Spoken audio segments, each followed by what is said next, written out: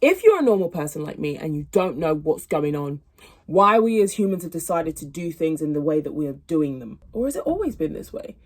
Does it have to be this way? What is this way? I don't know either. So let's figure it out together, shall we?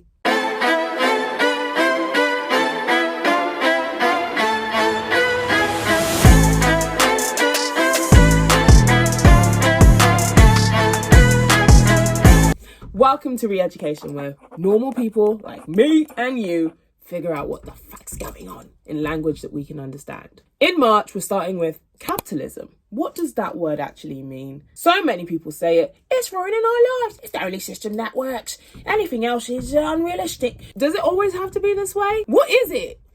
We're going to break it down in words that we can understand. Let's begin. Before we get into what capitalism is, let's do some pre-education. The first question that we have to ask when we think of how all of us humans are organising ourselves together is, what is human nature? As humans, what are we actually like? Do we think we're born this way? Or do we learn to be the way that we are? Your answer will determine if you think society can change or not. So get yourself a snack, a tea, a notepad and a pen. Let's do some school. So, the first question, as I said, is, are humans born to be what they are, or are they created? Take a second with a pen, write down what you think. I think humans are both. Born with certain traits and also nurtured to have certain traits. I think most of us probably think that, right? People who say nature think you and I are born this way. And thus, so is everyone else in the group, aka society. But we need to get deeper. What are the thoughts that people in the past have said to support the fact that we are born this way? Some people think it's our human behavior, how we act, that indicates our human nature. But just keep in mind that our human behavior could be nurtured instead of something that we're born with. Some people say that it's our biology, what's in here, that makes us who we are. But also keep in mind that they're connecting dots that they think are related, but really we've never been able to hold human nature, cut it in half and examine it. It's a little stinky in here.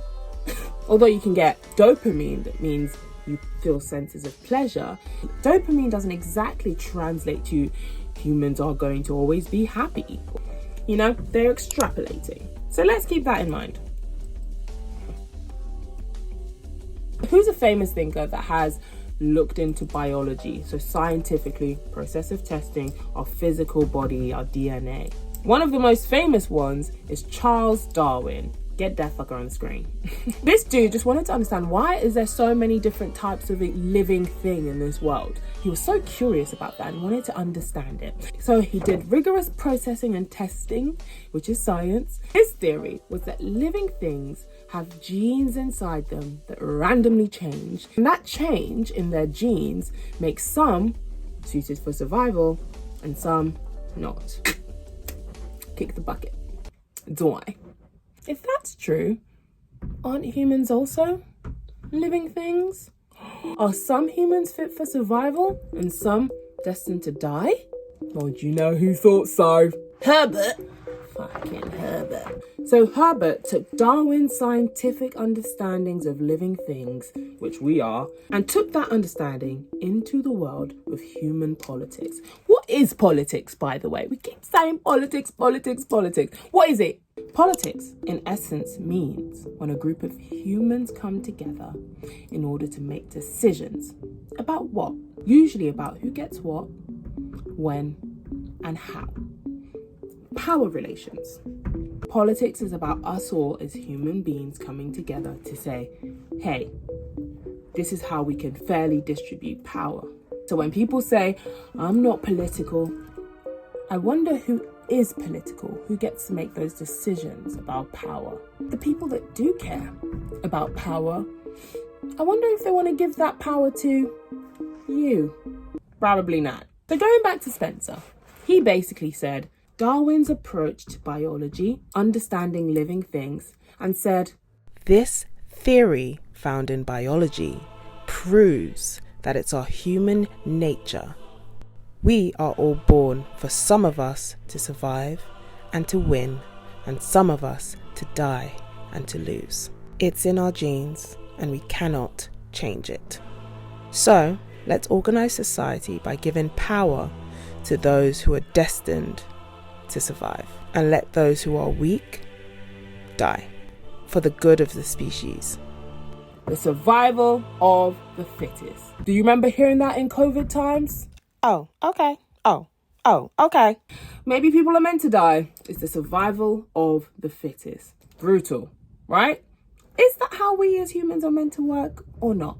Let's keep going. Herbert Spencer made social Darwinism. So as you can see here, this idea of social Darwinism says we as a society, a group of humans, progress when the people with good genes survive and the people with bad genes just kind of die off, naturally insinuating that there's some sort of competition between humans, right? This links to capitalism because capitalism also has this idea that we, and therefore our businesses, are motivated by an urge to survive, and the strongest businesses survive, the weaker ones die. And this is just natural because of biology, as we've seen. So don't question it. Shh. So essentially, he thought it's natural. It's natural for some people to live because they're just genetically stronger. And it's natural for some people to die because they are just losers. I wonder where Spencer's thinking has led to. How? Success, failure, rich, poor. It's just how it's meant to be, according to Spencer. It's biologically determined.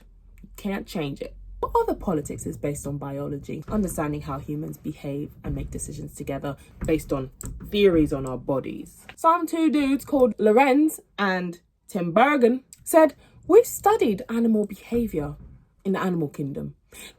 The lions, the tigers, the bears. We studied a lot of different animals and all of them seem to be kind of aggressive. And humans are animals. So, based on that logic, maybe humans are always biologically, as animals, destined to be a little aggressive. It's human nature for humans to be aggressive. And a form of aggression is war. Therefore, according to that logic, wars are natural. So if wars are natural, it's inevitable, and we as humans, our society, has to prepare for it. That's why the money we give to the government as taxes is sometimes spent on war. I know, when I think about it, I'm like, I think it is natural for humans to get angry, maybe to show aggression as well. Anger is a natural human emotion, I would say. So I would agree with them in terms of that. But I think the consciousness that humans have differ from the consciousness that animals have. Doesn't mean animals deserve less respect, in my opinion. Because of the varying degrees of consciousness that animals have compared to humans, I'm hesitant to say that our aggression inevitably leads to war. But then you ask, if I'm right, what is consciousness? And how does that affect how I act and how a group of humans act? That's for another video. So now, let's go into human nurture. Human nurture says humans are the way that we are as a group because we decided to be this way. And we taught you to be that way too. Conform! In that case, there's space to change. There's space to decide to be something else. Sartre, in the 20th century, said it's existence before essence. So he thought we exist like a blank slate and we take in who we are, our essence. Another big thinker was a guy called Marx. Marx. What did he think? We've reached the barrier of my knowledge, because I don't quite know. And because we're learning together in March what capitalism is, and capitalism is usually founded on the thought that humans are naturally certain ways, so we have to organize society in a way that reflects our nature, because we can't change, really. So I think it's good to just end there on human nature as we learn what capitalism is in March. When we learn socialism in April, we'll go through human nurture. On the next episode of Pre-Education, we're going to take a look at if humans are more individual or collective. I hope you learned. I hope it was interesting. Stay tuned, give Reeducate a subscribe, and click that button thing that reminds you when we post a video so you can be up to date. My name's T-Day, and this has been Reeducate.